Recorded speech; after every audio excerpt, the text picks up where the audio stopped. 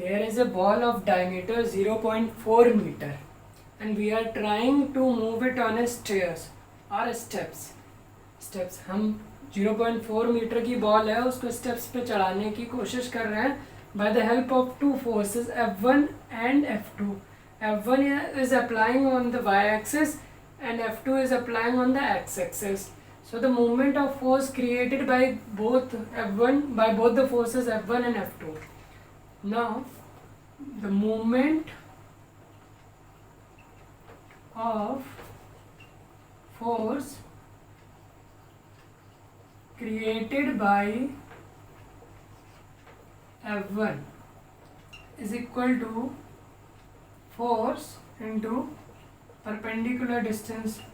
Now force here, F1 force, the force applied by the force F1 is 10 Newton and perpendicular distance in this case would be 0.4 meter. Why this is 0.4 meter? Because this is the perpendicular distance, this point would be pivot, because we are applying force in this direction, so this point would be pivoted. इस point से ball नहीं move करेंगे ना, इस point पे ही fix होके ball ऊपर जाएगी इस तरीके से, तो ये हमारा पिवट हो जाएगा. तो पिवट से the perpendicular distance from the line of action of force, line of action of force is this, and the perpendicular distance from the fixed hinge is 0.4 meter. So this would be 0.4 meter and it comes out to be 4 Newton meter. Now the moment of force created by the force F2.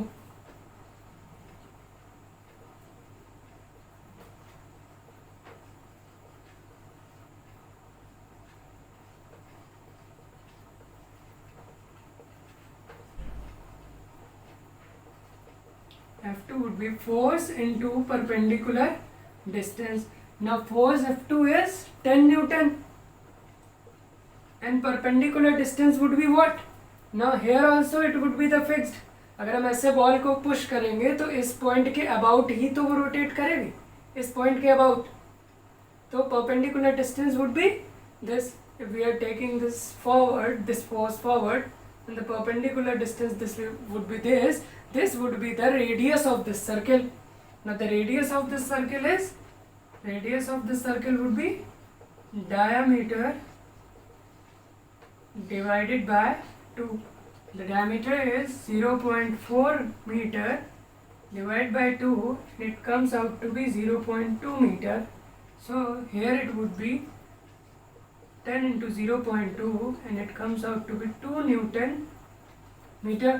इसी point के about तो fixed है F2 के लिए. F2 जब हम ऐसे लगाएंगे तो इस पॉइंट के अबाउट फिक्स्ड है, तो line of action of force ये हो जाएगी. And perpendicular distance would be this and this is 0.2 metre. So this would also be 0.2 metre. Now moving on to the next example. There are two forces acting on this ball, a force F1 and a force F2, and it is given in the question that this ball is in the equilibrium. The force F2, अब जो force F1 है वो इसको इस direction में ले जाने की कोशिश करेगी, तो इसको काउंटर बैलेंस करने के लिए हमें अप साइड से कोई फोर्स लगानी पड़ेगी. ऐसे ये बॉल है हमारी और ये इधर हम अगर मूव कराने की कोशिश कर रहे हैं, तो इसको रोकने के लिए हम एक फोर्स F2 इस डायरेक्शन में लगा देंगे. ये F1 है, इसको काउंटर बैलेंस करने के लिए, इसे इक्विलिब्रियम में लाने के लिए हम क्या करेंगे, इस डायरेक्शन में F2 एक फोर्स को लगा देंगे. Now show the direction of forces in the diagram for the equilibrium. The direction of forces would be like this. Force F2 would be applying at the point B. Which of the force F1 or F2 is greater? Now the moment of force for this motion clockwise, the force F1 will give clockwise rotation and force F2 will give anti-clockwise rotation. Force F1 will give clockwise rotation and force F2 will give anti-clockwise rotation. So both the clockwise and anti-clockwise motion should be same. The sum of all the forces acting on the body should be same. Then only this body will remain in the equilibrium. तभी तो equilibrium में रहेगी जब force F1 और F2 से जो torque generate हो रहा है या मूवमेंट ऑफ फोर्स जो जनरेट हो रहा है वो इक्वल होना चाहिए, या sum of all the forces acting on the body should be equal to 0. तो फोर्स कौन सी ज़्यादा होगी? अगर हम जिसकी डिस्टेंस ज़्यादा उसकी फोर्स कम होगी, और जिसकी फोर्स ज़्यादा उसकी डिस्टेंस कम होगी। तो हम देख सकते हैं कि ये F2 के लिए परपेंडिकुलर डिस्टेंस अगर इस पॉइंट पे फिक्स्ड है तो ये परपेंडिकुलर डिस्टेंस ये हो जाएगी। ये F1 के लिए परपेंडिकुलर डिस्टेंस ये हो जाएगी, और F2 के लिए परपेंडिकुलर डिस्टेंस ये हो जाएगी, क्योंकि लाइन ऑफ एक्शन फोर्स ये जा रहा है। तो हमें यहाँ पे गिवन है कि O dash is 2 centimetre and AO is 2.5 centimetre. तो from here we can conclude, क्योंकि AO ज़्यादा है, AO is greater than O dash O, AO is greater than O dash O। तो AO पे कौन सी फोर्स लग रही है? F1। तो F1 हमारी कम होगी F2 से।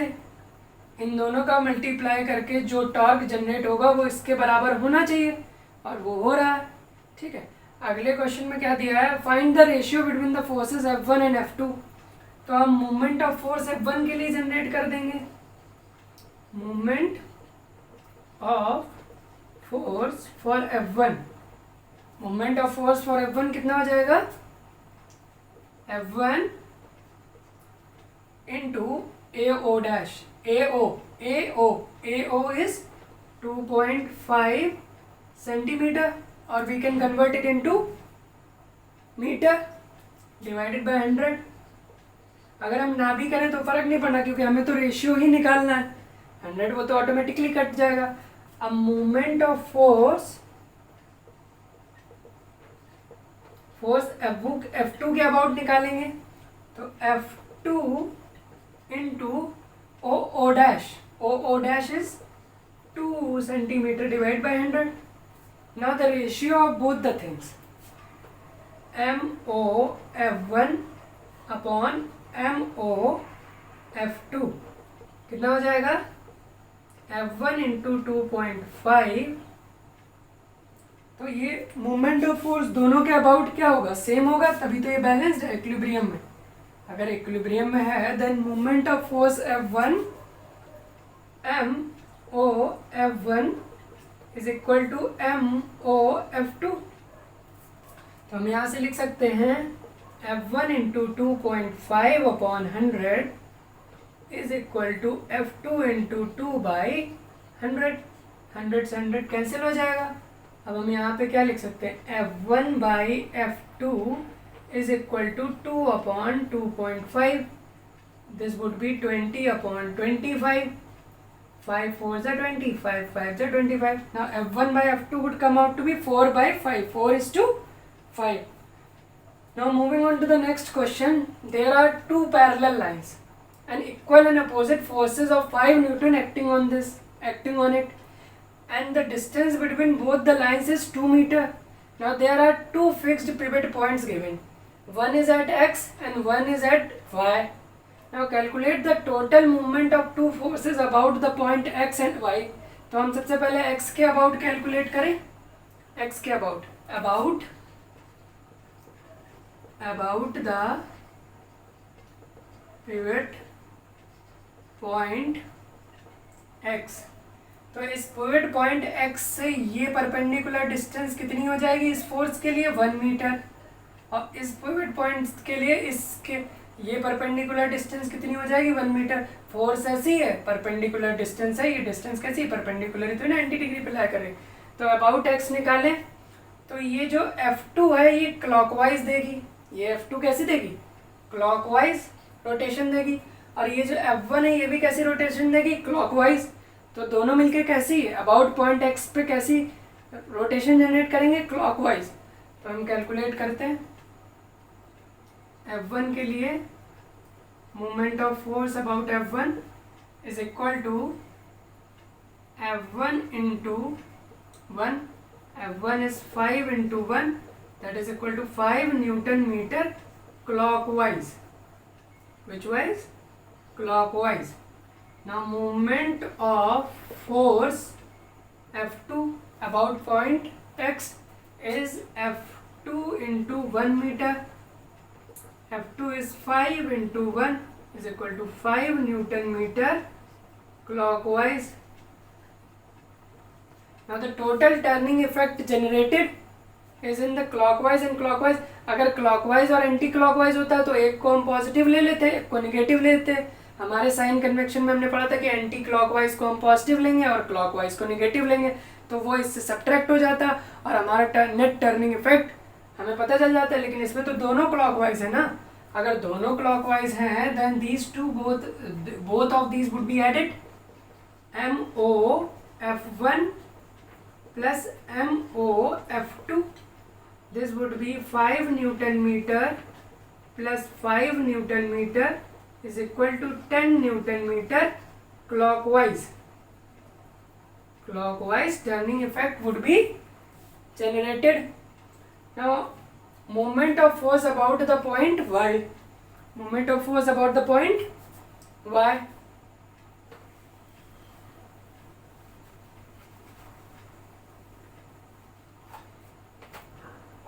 Moment of force about the point y. तो y यहाँ पे पिवेट है. y पिवेट कहाँ पे है? इस पॉइंट पे. तो y के लिए जो F1 हमारा F1 5 न्यूटन है, इसके लिए परपेंडिकुलर डिस्टेंस कितनी हो जाएगी? 2 मीटर हो जाएगी. 2 मीटर हो जाएगी. तो F1 हमारा क्लॉकवाइज जो है कितना जनरेट करेगा turning effect? Moment of force generated by F2 would be F1 into perpendicular distance. F1 is 5 Newton and perpendicular distance is 2 meter. This would come out to be 10 Newton meter clockwise. Which wise? Clockwise. Now moment of force about fixed point y. Moment of force about fixed point y, and this force would be generated by F2. Here it would be F1. क्योंकि इसके about हम निकाल रहे हैं ना. ये तो fixed है, तो ये फिक्स होके ये रोटेट करेगा और ये वाला फिक्स रहेगा. तो F1 F2 के अबाउट क्या होगा? F2 into perpendicular distance. F2 हमारा 5 न्यूटन है और परपेंडिकुलर डिस्टेंस कितनी हो जाएगी? यहाँ से यहाँ देखेंगे तो ये तो 0 है, तो इसके अबाउट हमारी कितनी जनरेट होगी? 0 न्यूटन मीटर. तो total turning effect would be MOF1 plus MOF2. दोनों का ऐड हम जब करेंगे MOF1 plus MOF2, then it would come out to be 10 Newton meter plus 0 Newton meter is equal to 10 Newton meter. Now the next question is take the effect produced by two forces about the point x. About the point x it would be creating a clockwise turning effect create करेगा ना about the point x. And about the point y it would be also be creating a clockwise turning effect.